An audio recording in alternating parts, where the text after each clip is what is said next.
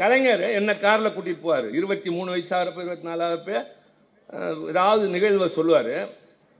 அதில் ஒரு நாள் சொல்கிறாரு, அதாவது காமராஜர் வந்தியா தமிழ்நாட்டில் மின்சார தட்டுப்பாடு அப்படின்னு தமிழ்நாடு முழுக்க கண்டன கூட்டம் போடுறாரு. காமராஜருக்கு ஏசி இல்லைன்னா உடம்புல அலர்ஜி வந்துடும். அதற்காக அவர் தங்குகிற எல்லா பயணியர் விடுதிகளிலும் குளிர்சாதன வசதி செய்ய சொல்லி உத்தரவிட்டார். நம்ம எதிர்த்து தான் பேசுறாரு. ஆனா அவருடைய உடல்நலம் கருதி நான் எல்லா பயணியர் விடுதியிலும் குளிர்சாதன வசதி செய்ய சொன்னேன்.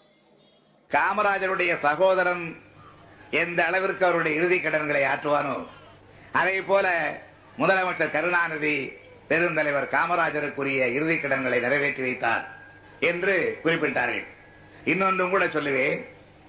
பெருந்தலைவர் காமராஜர் அவர்கள் வாழ்ந்த காலத்தில், திராவிட முன்னேற்ற கழக ஆட்சி நடைபெற்ற காலத்தில், அண்ணா அவர்களுக்கு பிறகு அந்த பொறுப்பை நான் ஏற்றுக்கொண்டிருந்த அந்த காலகட்டத்தில் பெருந்தலைவர் காமராஜர் அவர்கள் ஒவ்வொரு ஊராக சென்று திராவிட முன்னேற்ற கழக ஆட்சியை குறை கூறி பேசி வந்த அந்த காலகட்டத்தில் நடைபெற்ற நிகழ்ச்சிகள். காமராஜர் அவர்களுக்கு அவர்களுடைய உடல் வெப்பம் தாங்காத காரணத்தாலும், வெயில் கொடுமையினால் அவருக்கு பல சங்கடங்கள் ஏற்படுகின்ற காரணத்தாலும் அவர் வெளியூர் சென்று பிரச்சாரம் செய்ய வேண்டியிருக்கிறது. ஆனால் செல்லுகிற இடங்களில் அவர் தங்குகிற இடங்கள் குளிர்சாதன வசதிகள் உள்ளவைகளாக இல்லை.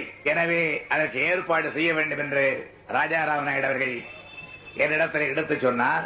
காமராஜர் அவர்கள் செல்வது கழகத்தை தாக்கி பேச. ஆனால் அவர் சென்று தங்குகின்ற ஒவ்வொரு இடத்தில் அவருடைய உடல்நலம் கருதி ஆங்காங்கு குளிர்சாதன பெட்டிகளை ஒவ்வொரு டிவியிலும் வைத்து தருமாறு ஆணையிட்டவன் தான் இந்த கருணாநிதி என்பதை தேவர் அவர்கள் உணர்வார்கள். நல்ல காங்கிரஸ்காரர்களும் நன்றி உள்ள காங்கிரஸ்காரர்கள் அனைவரும் நிச்சயமாக உணர்வார்கள்.